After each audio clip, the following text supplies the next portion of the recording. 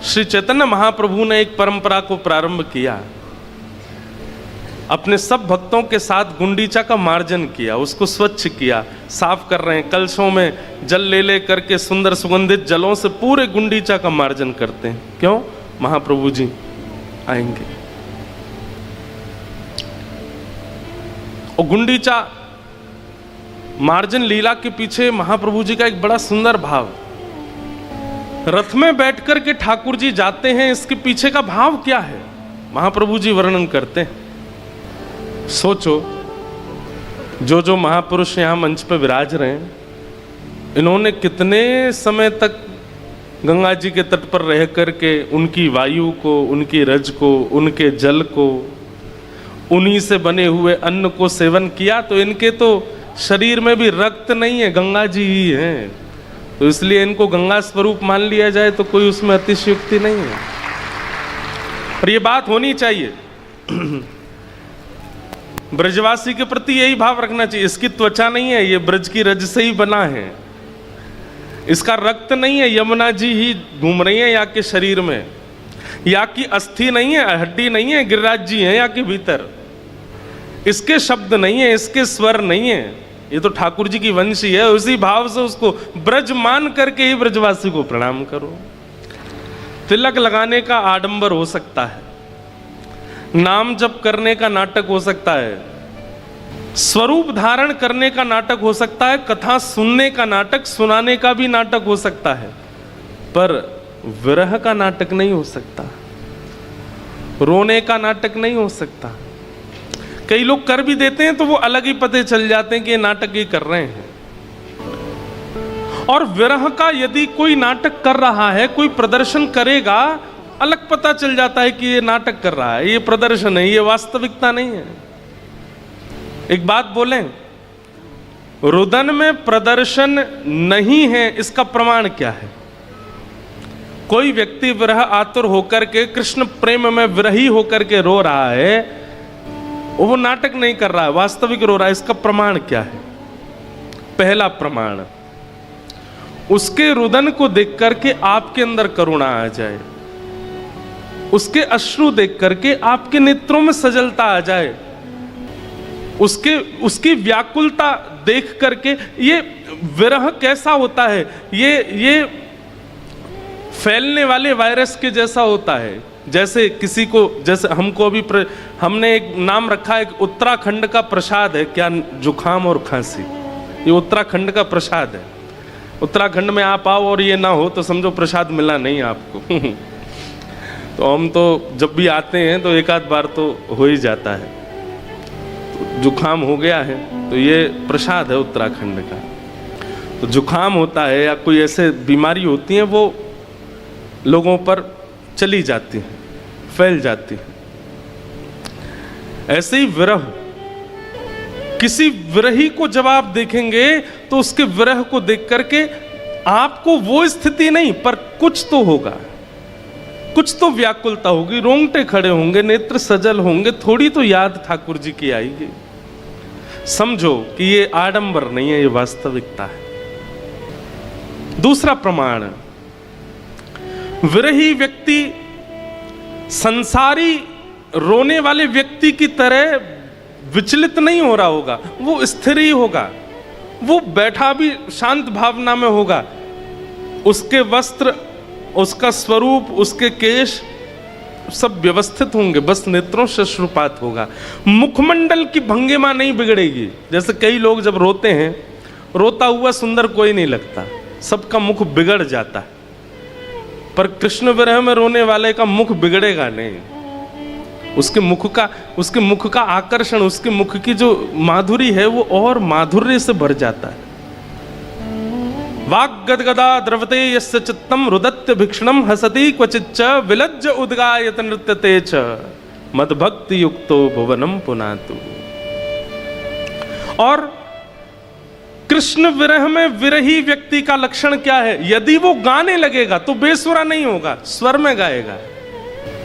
गोपी गीत गाने के बाद में श्री शुकाचार्य जी महाराज कहते हैं, रुरुदुहु स्वस्वरम राजन, स्वर में रो रही हैं गोपियां। रोने वाला व्यक्ति स्वर में नहीं हो सकता। लेकिन इस बात का प्रमाण है, श्री शुकाचार्य जी प्रमाणित करके कह रहे हैं, कृष्ण विरह में यदि रो रहा होगा तो रोते हुए भी स्वर में ही रोएगा। वो स्वर बोल सकता है, वो गा सकता है, वो कह सकता है, वो संसारी व्यक्ति की तरह स्तब्ध नहीं हो जाएगा। रुरुदुः स्वस्वरम राजन कृष्ण दर्शन लालसा। इतनी विरह की चर्चा क्यों कर दी आज हमने कथा के प्रारंभ में, कि जिन महाप्रभु जगन्नाथ जी का कल दर्शन पूरा विश्व करेगा वो विरह के ठाकुर जी, वो विरही लाला हैं, वो विरह में रहते हैं और उनको देख करके चैतन्य महाप्रभु विरह में रहते हैं। ब्रजवासियों की याद में, किशोरी जी की याद में, वृंदावन की याद में, यमुना जी की याद में, नंद बाबा की याद में महाप्रभु जगन्नाथ जी पिघल गए। प्रेम की 10 अवस्थाएं होती हैं। एक बार जगन्नाथ रसामृत कथा की थी, उसमें 10 अवस्थाओं पर मैंने थोड़ी देर प्रवचन किया था। प्रेम की 10 अवस्था कौन सी होती हैं? उसमें 10वीं अवस्था का नाम है कि मोम की तरह शरीर पिघल जाएगा अपने प्रेमी की याद में।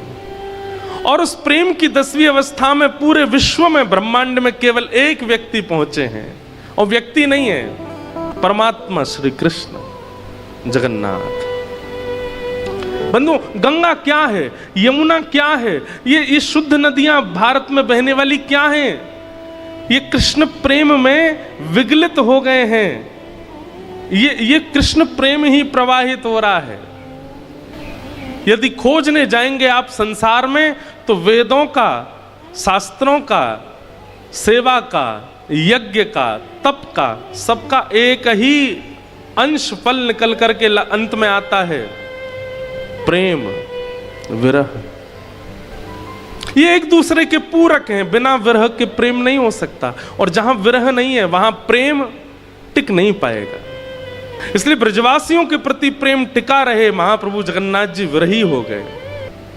एक लीला आती है कि कुरुक्षेत्र में जब ब्रजवासी ठाकुर जी से मिले, भगवान परसों की कह के गए, बरसों तक नहीं आए, और बरसों बाद जब कुरुक्षेत्र में सब ब्रजवासी गए। ये लीला कथा सुनी होगी आप में से कुछ लोगों ने, नहीं सुनी तो किसी और दिन में विस्तार से सुनाऊंगा। कुरुक्षेत्र में ब्रजवासियों से मिलन लीला, बहुत अच्छी लीला, ब्रज द्वारिका मिलन लीला।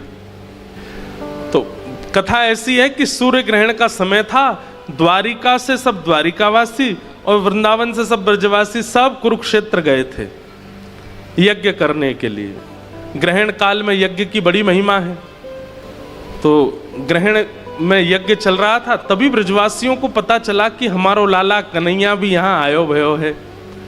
100 वर्ष से अधिक समय हो गया था बिना देखे ठाकुर जी को, तो सब ब्रजवासी गए ठाकुर जी से मिलने। ब्रजवासियों को देख के ठाकुर जी तो बड़े व्याकुल हो गए, एक एक ब्रजवासी को अपने हृदय से लगाया। कहते हैं यशोदा मैया को देख करके तो ठाकुर जी 111-12 वर्ष की आयु थी उस समय ठाकुर जी की, लेकिन यशोदा मैया को देख के ठाकुर जी तुरंत गोद में बैठ गए, और गोद में बैठ के लेट गए और बोले, मैया बहुत दिन है कि मैंने दूध ना पियो, अपने अपने पयोधर से मुंह को दूध पिवाए थे। 111-12 वर्ष की अवस्था में ठाकुर जी यशोदा मैया को देख के ऐसे ऐसे बालक भाव में आ गए। तो ये सब लीलाएं वहां हुई थी, किशोरी जी के साथ रास भी हुआ था। इन सब भावों के बाद ब्रजवासियों ने ठाकुर जी को पकड़ लिया। ठाकुर जी से बोले, लाला अब तू ना जाएगो। ठाकुर जी बोले, तो फिर अब कहाँ करें? बोले, अब तू एक काम कर, वृंदावन चल, और वृंदावन तो फिर द्वारिका चलो जाइयो। तो कहीं कहीं ऐसी कथा आती है कि ठाकुर जी फिर वृंदावन गए। द्वारिकाधीश बनने के बाद दर्शन करने के लिए थोड़ी देर ब्रजवासियों के मान के लिए ठाकुर जी वृंदावन गए, और तब ब्रजवासियों ने रथ निर्माण किया, और रथ बना करके उसमें ना घोड़े लगाए ना हाथी लगाए, ब्रजवासी ही खींच करके ले गए उस रथ को कुरुक्षेत्र से वृंदावन। उसी भाव की पूर्ति ठाकुर जी आज तक जगन्नाथपुरी में कर रहे हैं। वैसा ही रथ बनता है और ठाकुर जी उसमें बैठ करके, और जितने खींचने वाले लोग हैं सबको ब्रजवासी मान करके ठाकुर जी वृंदावन जाते हैं और वहां लीला करते हैं। तो चैतन्य महाप्रभु सोचते हैं कि आज ठाकुर जी वृंदावन आ रहे हैं, तो पूरे गुंडीचा का मार्जन करते हैं। तो आज गुंडीचा मार्जन दिवस है, आज गुंडीचा का मार्जन चल रहा है, सुंदर व्यवस्थित किया जा रहा होगा। कल ठाकुर जी आएंगे और आकर के कल निकलेंगे, परसों तक पहुंचेंगे और वहां पर फिर लीला करेंगे। ऐसी ऐसी लीलाएं हैं, ऐसे ऐसे भाव हैं। कभी भी किसी उत्सव का दर्शन बंधुओं लीला के भाव से ही किया करो। आप हरिद्वार में रहते हैं, हरिद्वार में कोई उत्सव हो रहा है तो जैसे ही उस उत्सव में जाइए, उत्सव का मंच देखिए, उत्सव की व्यवस्था देखिए और फिर वहां किसी पुरातन लीला का स्मरण करो कि ये किस लीला की पूर्ति यहां पर हो रही है। आपको अनुभव होगा कि कोई पाषाण नहीं, साक्षात ठाकुर जी बैठे, साक्षात लीला चल रही है। अब स्नान पूर्णिमा निकल करके गई। अब स्नान पूर्णिमा को सामान्य रूप में सब लोग क्या जानते हैं कि ठाकुर जी स्नान करते हैं, कलशों से स्नान होता है, घड़े से स्नान होता है, ये स्नान वो, उसका भाव क्या है। अब सुनिए, अब लीला दर्शन कैसे करना चाहिए। शरद पूर्णिमा पर भगवान ने रास विहार किया, गोपियां आई हैं, राधा रानी आई हैं, सहचरियां आई हैं, सखियां आई हैं, सब ब्रजवनिताओं के साथ ठाकुर जी ने रास किया, सिवाय एक के। कौन? श्री यमुना जी। यमुना जी व्याकुल थी। ठाकुर जी रूप धारण करके तो मैं भी रास में आई हूं, लेकिन मेरा जो वास्तविक प्रवाही स्वरूप है उसको रास में प्रवेश नहीं मिला है, आप कृपा कीजिए। तब ठाकुर जी ने यमुना जी को आश्वासन दिया, बोले चिंता नहीं करो, जब पूर्णिमा आएगी, ज्येष्ठ पूर्णिमा, वो पूर्णिमा यमुना जी के साथ रास विहार करते हैं ठाकुर जी, और उस पूर्णिमा पर हमारा राज तिलक होगा। वो कथा बहुत बड़ी है, मैं सुनाऊंगा उसको विस्तार से। ठाकुर जी का राज तिलक हुआ है स्नान पूर्णिमा वाले दिन। ब्रजराज, ब्रज के राजा के रूप में ठाकुर जी का राज तिलक हुआ। तो उस दिन ठाकुर जी ने यमुना जी से कहा कि हे यमुना जी, अब आप कलशों में बैठ करके आइए और अपने प्रवाही स्वरूप से हमारे अंग अंग का स्पर्श करके हमारे संग रास विहार करो। तो जब कलशों से ठाकुर जी का स्नान होता है तो उस समय यह भावना रखी जाती है कि श्री यमुना जी ठाकुर जी के अंग संग करके रास विहार कर रही हैं। तो वो रास पूर्णिमा है, यमुना रास पूर्णिमा, कोई ज्येष्ठ पूर्णिमा कहते हैं, स्नान पूर्णिमा कहते हैं। अब सामान्य देखने वाले को तो लगेगा ठाकुर जी नहा रहे हैं जल से, लेकिन विशिष्ट लीला का दर्शन करने वाले को लगेगा नहीं, यमुना जी के साथ रास कर रहे हैं ठाकुर जी। ऐसी कल रथ यात्रा जब यहां हो तो रथ यात्रा में यही भाव रखना कि ठाकुर जी 100 वर्ष बाद ब्रजवासियों के साथ ब्रज जा रहे हैं और ये सब ब्रजवासी उनके रथ को खींच करके ठाकुर जी को लेकर के जा रहे हैं। हमने चैतन्य महाप्रभु से सीखा, हमने सूरदास जी से सीखा, हमने मीराबाई से सीखा कि किसी भी उत्सव का दर्शन लीला के भाव से करो, तभी वो उत्सव श्रेष्ठ होगा, तभी उस उत्सव की श्रेष्ठता मानी जाती है। तो ये द्वारिकाधीश की वृंदावन गमन लीला है रथ यात्रा। सत्यम परम धीमहि। भागवत जी के प्रारंभ में श्रीमद् वेदव्यास जी महाराज ने कृष्णात् परम धीमहि नहीं कहा, ठाकुर जी को वंदन नहीं किया, कहते हैं सत्यम परम धीमहि, सत्य को मैं वंदन करता हूं। बहुत ध्यान से सुनिए सब लोग, एकाग्र चित्त होकर के बैठिए। कई बार किसी व्यक्ति के अत्यंत गुणों से रीझ करके हम उसको नाम से ना बुला करके उसके गुण से बुलाते हैं, ऐसा होता है। जैसे कई घरों में माताएं बहुत अच्छा भोजन बनाती हैं तो उनके पतिदेव कहते हैं महाराज जी ये हमारी अन्नपूर्णा आई हैं, ऐसा संबोधन देते हैं। तो कई बार आप लोग के अच्छा इनका नाम अन्नपूर्णा, नहीं नाम तो इनका कुछ और है पर ये बहुत अच्छा भोजन बनाती है इसलिए हम इनको हम अन्नपूर्णा कहते हैं। ऐसे ही एक भक्तमाल में एक भक्त हैं, उन्होंने बड़ी खोज करी ठाकुर जी की लीलाओं, उनका नाम धर दिया खोजी जी। खोजी जी महाराज बोले क्या करते हैं, खोजते रहते हैं, ठाकुर जी की लीलाएं खोजते रहते हैं। कई बार किसी व्यक्ति का गुण बहुत विशिष्ट होता है तो उसके नाम को गौड़ कर दिया जाता है, उसके गुण से उसको पुकारा जाता है, उसके गुण से उसको बुलाया जाता है। कोई व्यक्ति बहुत अच्छे अच्छे निर्माण करता है, आश्रम बनाता है, बिल्डिंग्स बनाता है, तो उसको लोग बाग कहने लगते कौन है? विश्वकर्मा जी हैं। और कई बार ऐसा भी होता है किसी के दुर्गुण बहुत ज्यादा होते हैं तो दुर्गुण वाला नाम भी हो जाता है उसका। ये कौन आए हैं? बोले परशुराम जी हैं साक्षात। नाक पे ही गुस्सा धरा रहता है। कोई व्यक्ति बहुत भोला भाला होता है, नाम उसका भले ही रमेश हो, लेकिन सब उसको क्या बोलते हैं? बोले तो भोले बाबा आए हैं। तो ये हमारा पुरातन स्वभाव रहा है कि हम व्यक्ति को कई बार उसके नाम से नहीं, उसके गुण से उसका नाम धर देते हैं।